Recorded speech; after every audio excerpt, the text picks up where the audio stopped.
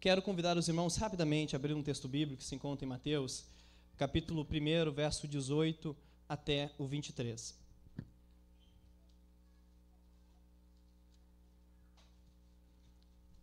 Mateus capítulo 1, verso 18 até o 23. Louvado seja o nome do Senhor. Os irmãos encontraram? Nos diz assim a palavra de Deus. Ora, o nascimento de Jesus Cristo foi assim, estando Maria, sua mãe, despojada com José antes que se ajuntassem, achou-os ter concebido do Espírito. Então José, seu marido, como era um homem justo, e não querendo difamá-la, quis deixá-la secretamente. Mas pensando ele nisso, eis que o anjo do Senhor lhe apareceu em sonho, dizendo: José, filho de Davi, não temas receber Maria como a sua mulher, porque o que nela está gerado é do Espírito Santo.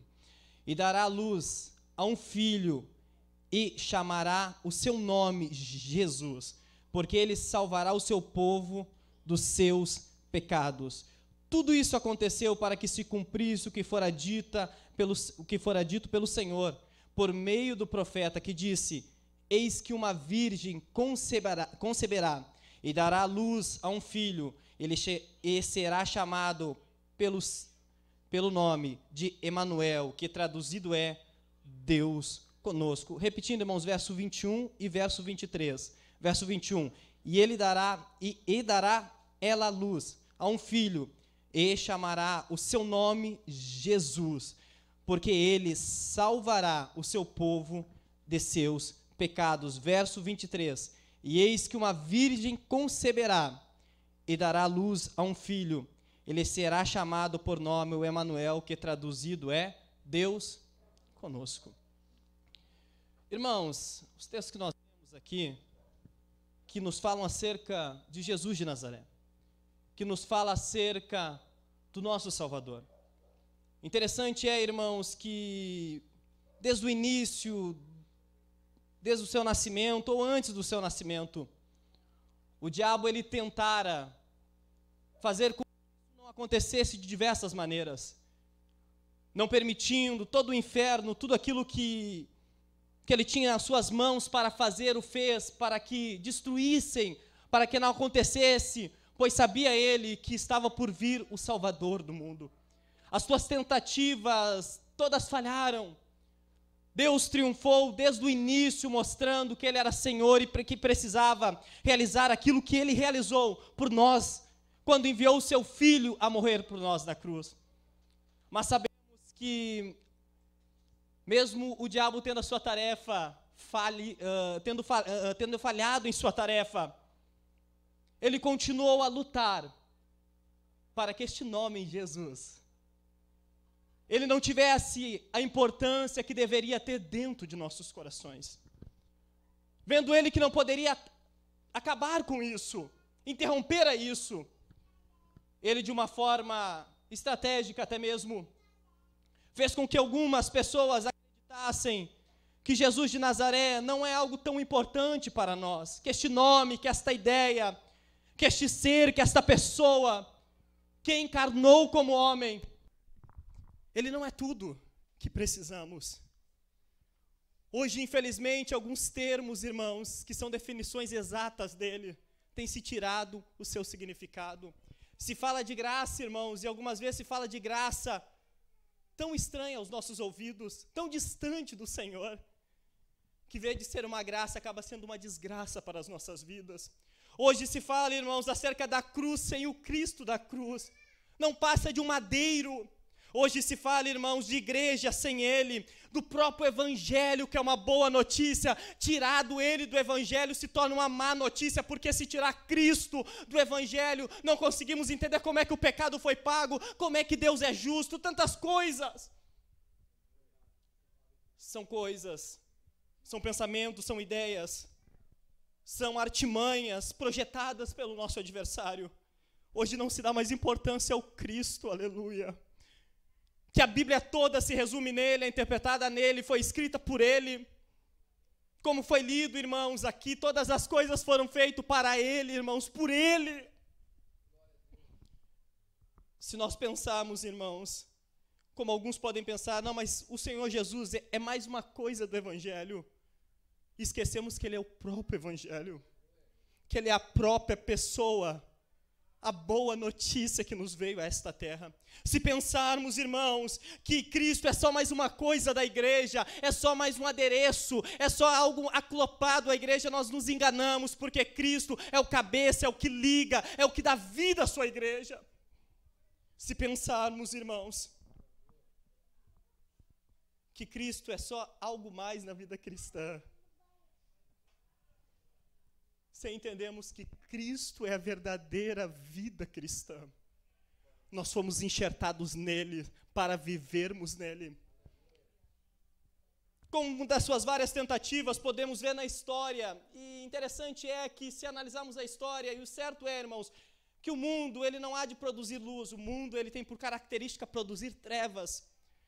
E a história, ou o mundo que é governado pelo esse sistema, tenta apagar o nome de Jesus, botando na história natalina, em que comemoramos o nascimento do Senhor, figuras humanas, figuras para tirar o significado, o peso, a importância.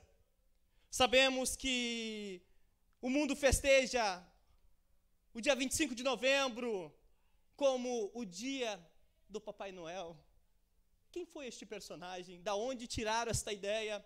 Se analisarmos a história, vamos ver que no ano ou no século IV depois de Cristo, houve um homem, um bispo chamado São Nicolau, em um concílio que houve, o concílio de Nicéia, Constantino organizou este concílio. Este homem chamado São Nicolau, ali neste concílio, ele combate um homem chamado Airo, que tinha como característica, ou tinha como pensamento e ideia, de que este Cristo que ora pregamos, que cremos, que confiamos, ele era uma figura criada por Deus, ele não era do próprio Deus, além de ser uma figura criada por Deus, ele não era eterno e não era o próprio Deus. Este homem, São Nicolau, que era um homem temente, um homem que, além de viver a sua vida cristã, contribuía de forma muito honrosa, e os livros históricos vão dizer que ele ajudou uma mulher financeiramente com moedas de ouro e assim por diante. A história vai dizer que ele combate este homem, que ele diz que ele não aceita aquela doutrina, aquela confissão de fé, aquilo que ele acredita acerca de Cristo. Irmãos, como nós falamos, como o diabo ele não conseguiu tirar a figura de Cristo da história, ele quis corromper a figura de Cristo na história. E aí entendemos a importância, porque Paulo escreve as suas cartas. Paulo, quando escreve as suas cartas, em todas elas, Paulo combate a visão distorcida que as pessoas estavam querendo infiltrar na igreja acerca do Senhor. Quando lemos Gálatas, podemos perceber que Paulo combate ali algo que as pessoas não queriam acreditar, que somente Cristo salva. Quando nós lemos Filipenses, podemos entender que Paulo combate as pessoas que não acreditavam que a nossa felicidade está guardada no Senhor, que a nossa felicidade não é Jesus. E sim, Paulo combate dizendo que a nossa felicidade, a nossa alegria, o nosso contentamento está em Jesus de Nazaré. Pedro, quando escreve a sua carta, ele combate dizendo que nenhum sofrimento, aleluia, nenhum sofrimento deste tempo presente pode ofuscar a glória de estarmos ligados ao Senhor. A importância, irmãos, da Bíblia Sagrada em defender este Cristo que acreditamos e confiamos, que é o próprio Deus encarnado, que é o Deus conosco, que não é uma figura criada, é uma figura pré-existente, faz parte do próprio Deus, não tem início e nem fim, sempre existiu e sempre existirá. Aleluia. Louvado seja o nome do Senhor. Louvado seja o nome do Senhor.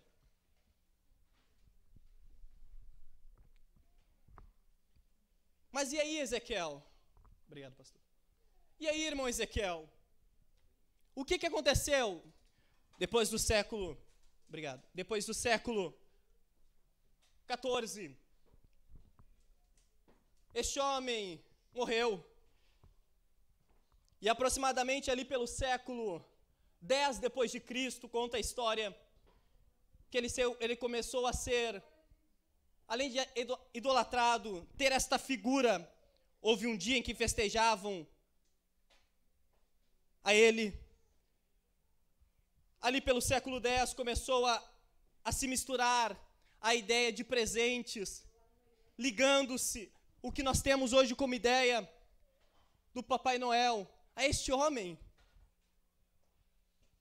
achando que o mais importante do Natal são dádivas humanas, são presentes, são relíquias humanas. Aí nós vemos a Bíblia combater que nós não devemos atentar àquilo que nós vemos, mas devemos atentar para aquilo que não vemos, que está guardado com o Senhor nos céus.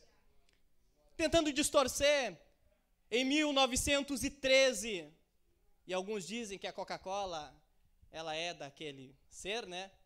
Por causa do seu rótulo ao contrário. Até pode ser, irmãos, mas não pelo seu rótulo ao contrário.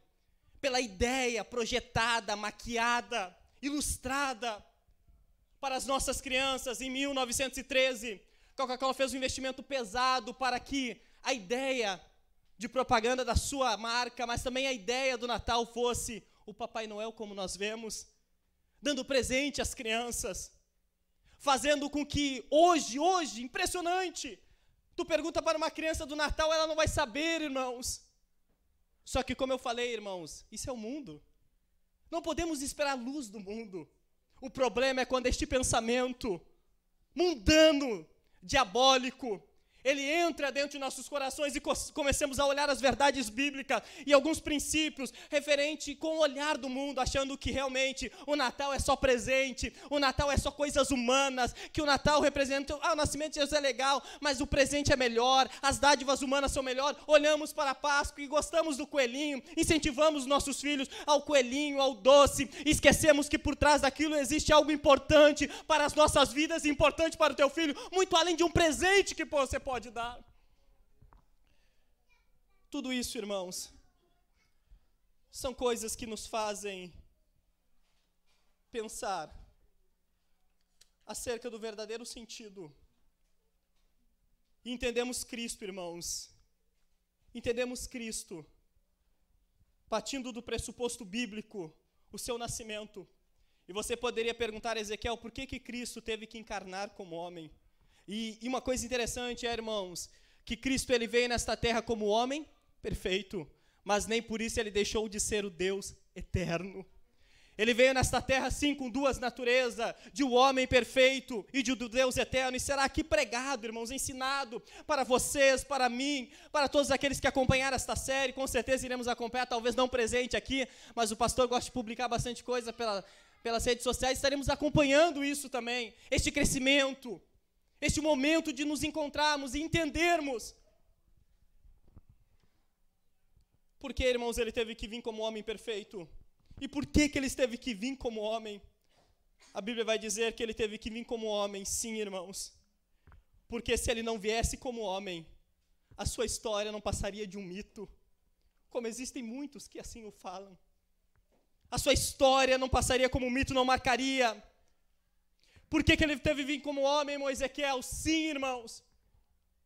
Porque ele tinha que vir representar a humanidade, a qual ele iria redimir, purificar, limpar, lavar, comprar com seu precioso sangue. Por que ele teve que vir como Deus, irmão Ezequiel? Porque não viesse como Deus, irmãos. Ou se nós não entendemos ele como Deus, o que nós estamos fazendo aqui é idolatria. O que eu e você estamos fazendo aqui é idolatria. Se ele não é Deus, adorar um ser que não é Deus é idolatria. Entendermos essas questões, irmãos. Por que ele teve que vir como Deus, irmão Ezequiel?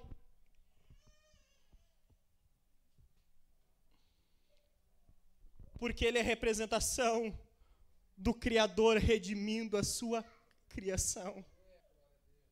Se entregando pela sua criação.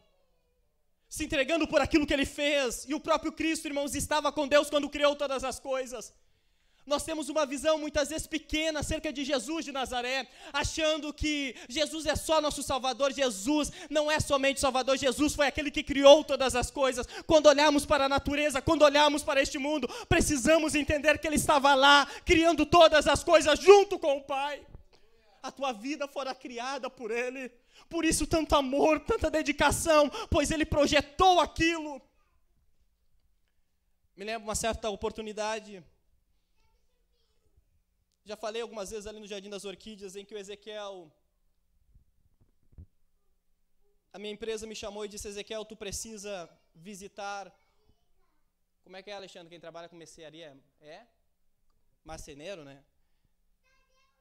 Porque eles vão fazer algo de madeira para botar dentro de um shopping principal aqui de Porto Alegre, para fazer venda ali de alguns artigos infantil.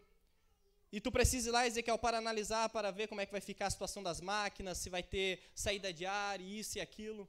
Botaram dentro do carro e me levaram, irmãos. Quando eu cheguei naquele local, trouxeram o dono da empresa, trouxeram o criador do projeto lindo, de madeira, lindo. Talvez metade do púlpito aqui, todo criado em madeira, detalhado.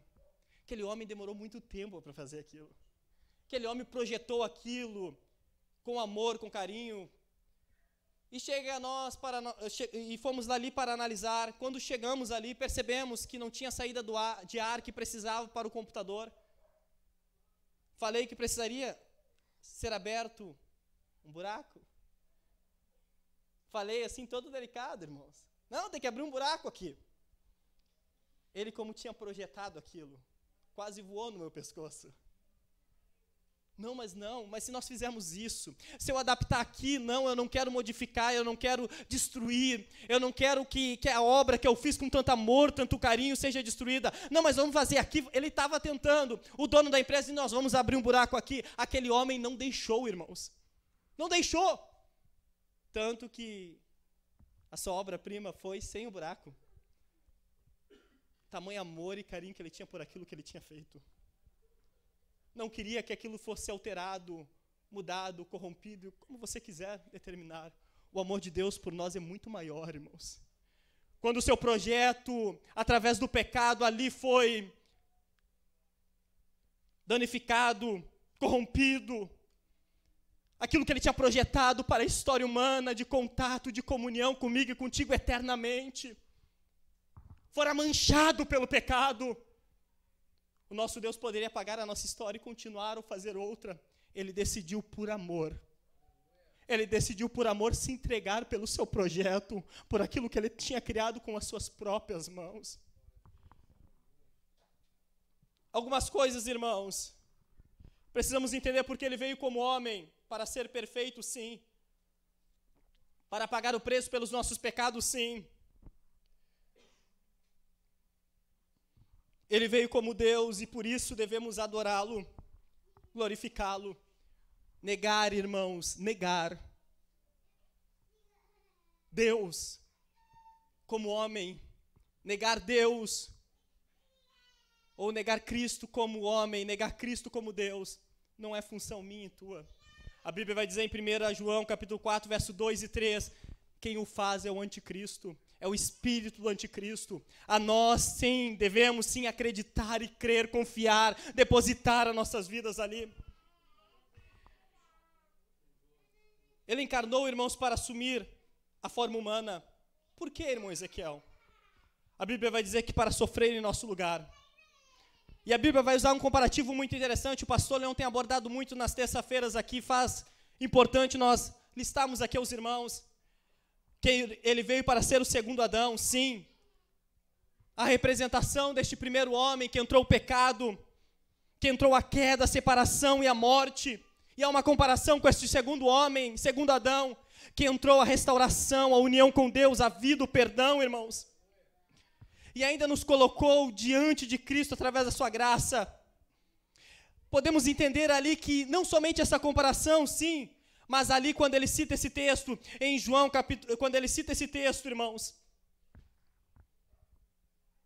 quando ele fala acerca disso em 1 Coríntios, quando ele fala acerca disso em Romanos 5 e 15, em 1 Coríntios 15 e 45, Ele está falando não somente um comparativo, mas está exaltando o poder que há no sangue de Cristo, dizendo aquilo que os irmãos sabem e conhecem, que se por uma ofensa entrou o pecado, muito mais pela obediência do nosso Senhor entrou a graça para todos, quanto assim nele crer. Podemos entender também, irmãos, que ele assumiu a nossa forma. Por quê? Porque ele é um Deus que não é indiferente com o nosso sofrimento. A Bíblia vai dizer em Hebreus capítulo 4, verso 15, porque não temos um sumo sacerdote que não possa se compadecer das nossas fraquezas, porém, um que como nós, em tudo foi tentado, mas sem pecado. Para sofrer em nosso lugar, sim, para padecer em nosso lugar, sim. Por que ele sofreu, irmãos, em nosso lugar? Por que ele encarnou como homem? Podemos entender em segundo tempo. Foi para expressar, sim, que ele era o Filho amado de Deus.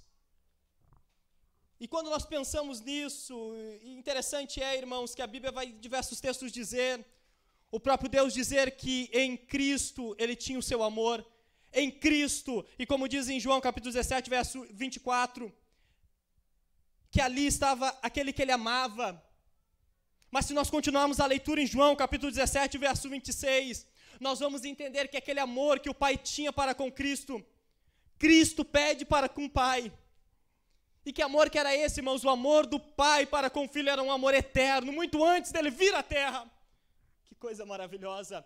Cristo veio à terra e encarnou para ser amado pelo Pai, mas não só para ser amado pelo Pai, mas para compartilhar este amor para conosco, que no verso 26, ele vai dizer assim, irmãos, pedindo ao Pai, que o Pai ame a nós, como amava a Ele.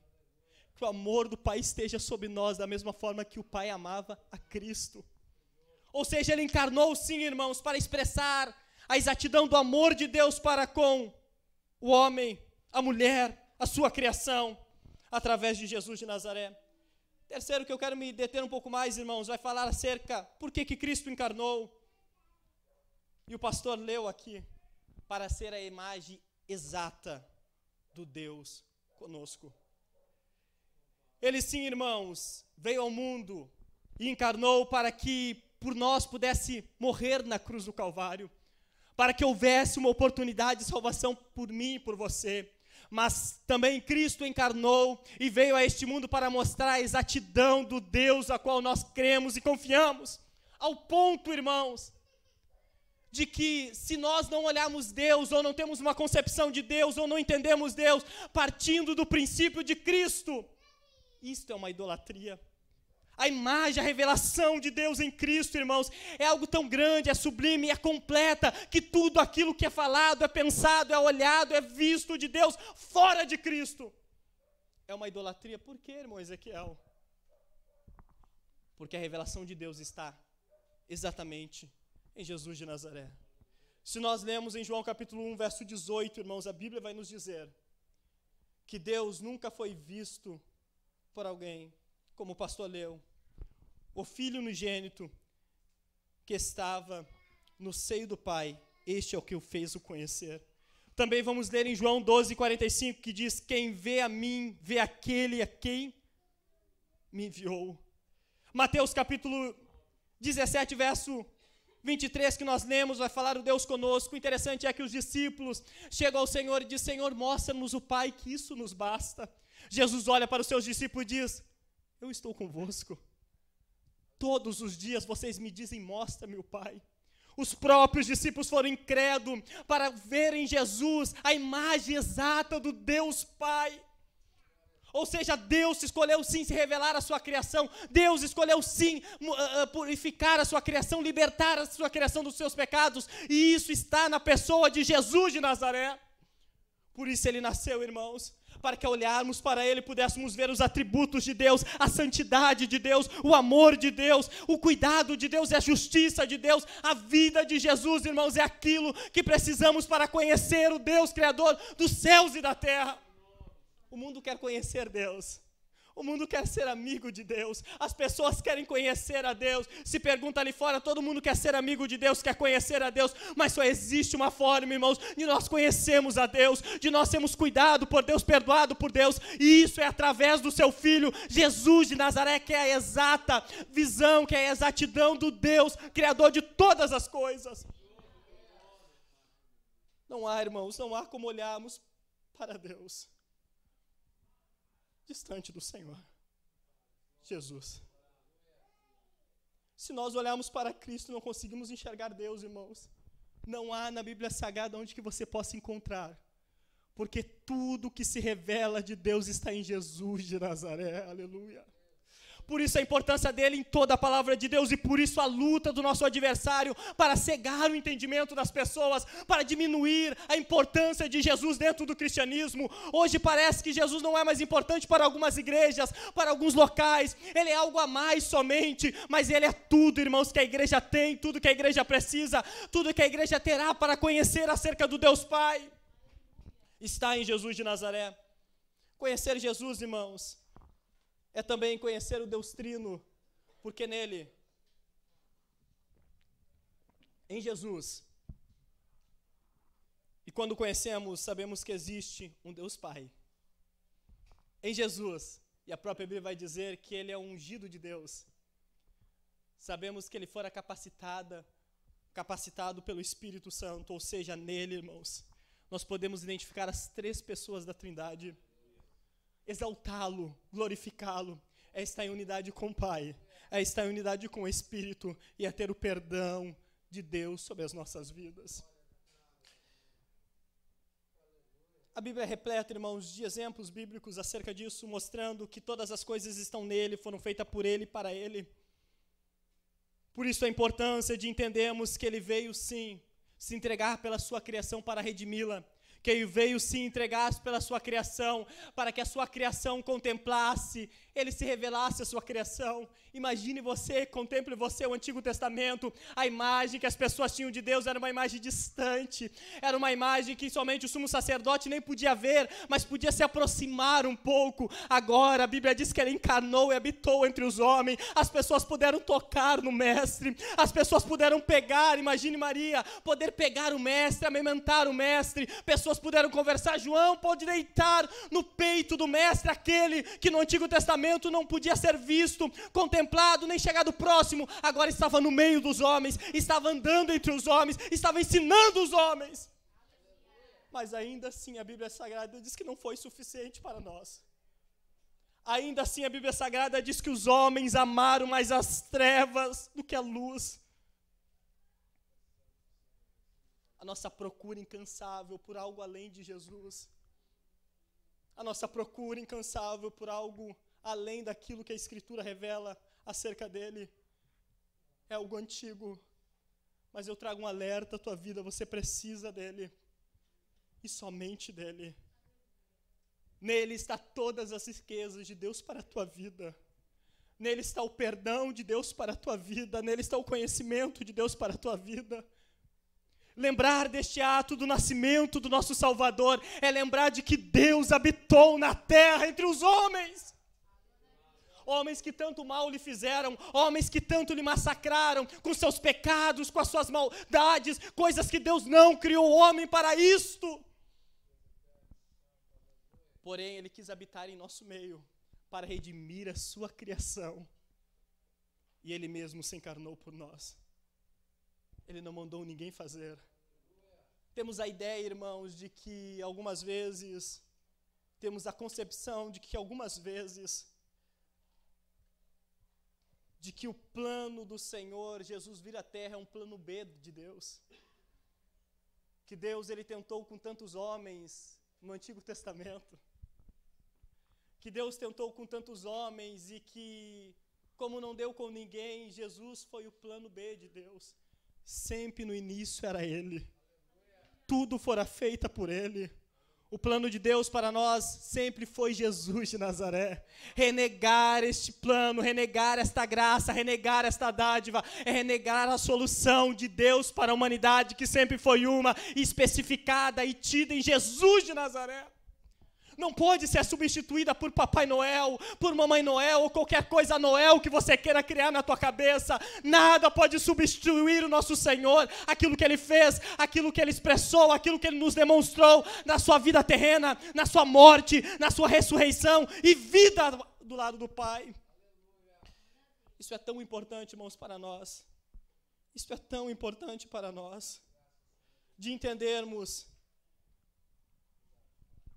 que o nascimento do Senhor, ele foi necessário. Que o nascimento do Senhor, ele foi uma dádiva ao ser humano. E todos aqueles que entenderam, irmãos, aleluia, todos aqueles que compreenderam esta grande dádiva, esta grande graça nos alcançada, esta grande graça nos alcançada, eles foram até as últimas consequências. Nós temos relacionamentos baseados em ideias de falta de sofrimento, em ideias de compatibilidade, em ideias de felicidade momentânea e terrena, em que eu estou casado ainda porque eu e a pessoa se damos bem, não tem problema, não tem dificuldade. Eu estou no meu trabalho ainda porque esta empresa é uma empresa boa, não tem dificuldade, eu não tenho sofrimento, está dando tudo certo. Os nossos relacionamentos pessoais um com o outro é assim. Nós nos comunicamos, nós gostamos um do outro porque nós fechamos com as ideias, com os pensamentos. Porém, a Bíblia mostra que aqueles que entenderam que o Deus conosco esteve aqui, aqueles que entenderam que foram perdoados através da cruz de Cristo, nada os separaria. Nada era mais interessante do que não estar ligado, firmados, debaixo da graça de Deus. Tanto que Paulo, quando escreve, irmãos, ele diz que foi nos dado o privilégio de não só crer no Senhor, de até sofrer se for preciso, mas nada deveria nos separar do amor de Deus. Aí nós vemos a história do cristianismo, dos 300 anos de dor, de sofrimento, de sangue, de derramamento de sangue, quase 300 anos, em que as pessoas, quanto mais matavam, mais queriam se entregar pelo Senhor até a morte. Sofrimento não era algo que lhe impedia de estar com Deus conosco, de estar embaixo do perdão do Senhor. Em 1980 fizeram uma pesquisa em que levantaram quantos cristãos tinham morrido naquela década. Chegou o número de 200, se não me falha a memória, 280 mil cristãos tinham morrido no mundo inteiro. Junto com aquela pesquisa, eles foram entrevistar aquelas pessoas que estavam em locais de conflito, em locais de perseguição. E a entrevista se apavorou com a resposta. Mesmo sendo mortos, mesmo perdendo tudo, eles não queriam largar o Deus conosco. Mesmo eles sendo mortos, eles não queriam abandonar aquele Deus que veio para perdoar os seus pecados, que tinha lhe redimido, lhe salvado, lhe purificado. Os homens e as mulheres que entenderam e compreenderam que Jesus de Nazaré, Ele é a expressão exata do Senhor, como negá-lo, como abandoná-lo. As pessoas que entenderam que Jesus de Nazaré é a única solução para o pecado do homem, para o pecado da mulher, como abandoná-lo, como deixá-lo, não há outra saída. Nem o sofrimento, nem a angústia, nada, irmãos, pode nos separar,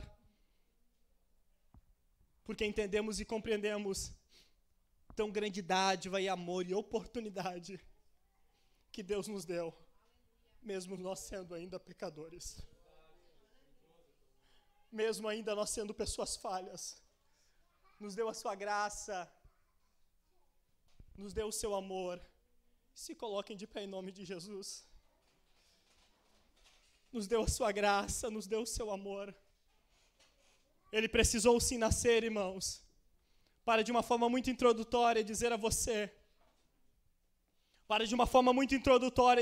ele precisou nascer porque ele precisava te representar na cruz de Cristo. Você não tinha capacidade para te representar a você mesmo. Somos falhos, somos pecadores. Seu nascimento, produzido pelo Espírito, precisou existir para que ele não viesse contaminado com o pecado de Adão que está na raça humana.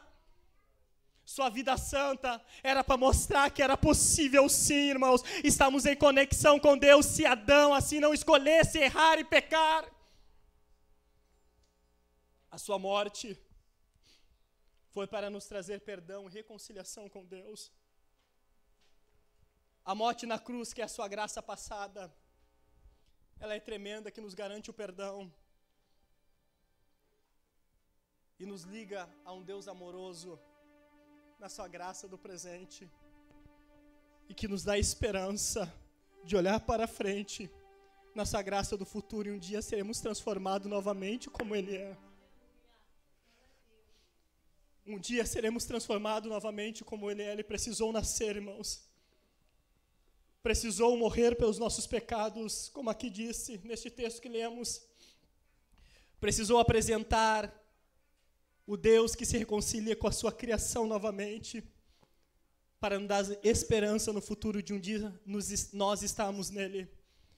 Eu quero orar pela tua vida, você ainda no banco, onde está? Para que Deus possa nos esclarecer mais e mais naquilo que será pregado, estudado, explanado, nesses dias que virão, que Deus possa se revelar a você mais e mais, a cada tema abordado, a cada princípio abordado, expressando a sua característica, os seus nomes, o que Ele representa para a humanidade, o que Ele representou para a humanidade e o que Ele há de fazer ainda na vida dos seus salvos. Que Deus possa iluminar as nossas vidas. Quero fazer uma oração, depois não sei se o grupo vai cantar, e pedir para que Deus possa iluminar-nos mais e mais, irmãos, em poder em Cristo Jesus nos contentar nele, nos satisfazer nele, nos alegrar nele. A vida cristã, irmãos, é uma vida de contentamento no Senhor. Segundo o estudioso bíblico vai dizer que todo dia, todo ato, ele expressa Cristo Jesus até no dormir, no levantar, no comer, no se vestir, tudo expressa o caráter, a vontade, o desejo dele. Ele está em todas as coisas, não é só no culto à noite, ele está dentro de você, ele está na sua casa, ele está junto com você todos os momentos, você pode se alegrar nele em todos os momentos,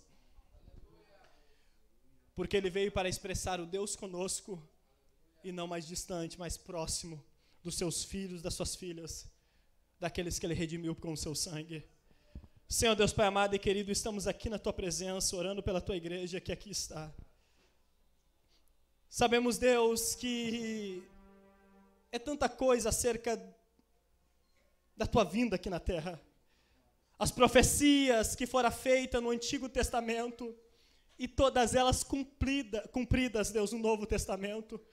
O Teu projeto, Deus, que se desenhara desde Gênesis, ó Deus, e se completa de forma definitiva em Mateus, nos evangelhos que apresentam um Cristo próximo, um Deus conosco, religando aquela aliança corrompida por nós mesmos, ó Pai.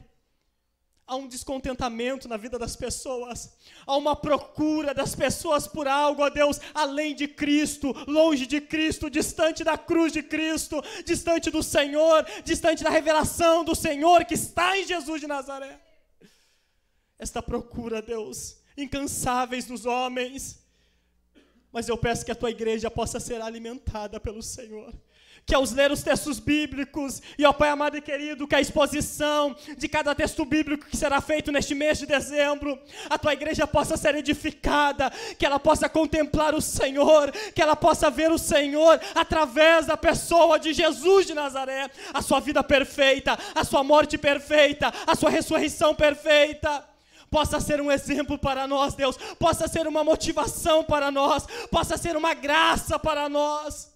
Que Tu possa alimentar a Tua igreja, que Tu possa sustentar a Tua igreja, que Tu possa dar esperança à Tua igreja, que vive períodos sombrios, ó Pai, de incredulidade, de dureza de coração, mas que Tu possa contentar-nos aqui nesta noite, aleluia, que Tu possa nos contentar aqui, Pai amado e querido, que Tu possa nos animar aqui, ó Deus eterno, nesta noite, que possamos olhar para a vida de Jesus, que possamos olhar para o nascimento de Jesus e nos alegrarmos por aquilo que Tu fez por nós, criaturas caídas, pelo Teu grande amor em que tu nos amaste, por ter nos amado primeiro, Deus, por ter feito o primeiro ato, e hoje nós podemos responder em amor, mas sim, se respondemos, é porque tu demonstrou este amor anterior a nós.